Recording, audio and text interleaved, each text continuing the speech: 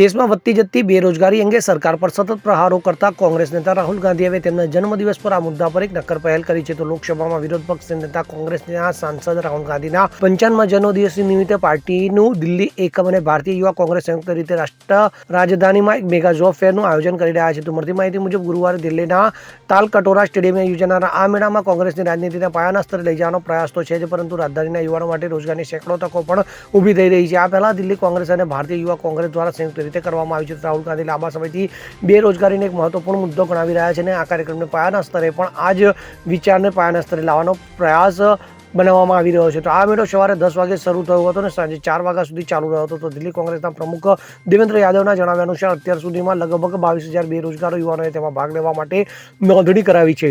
તો આ મેળામાં લગભગ 100 કંપનીઓએ ભાગ લીધો હતો, જે લગભગ 5,000 નોકરીની તકો ઊભી કરી છે. Bureau report CN24 news.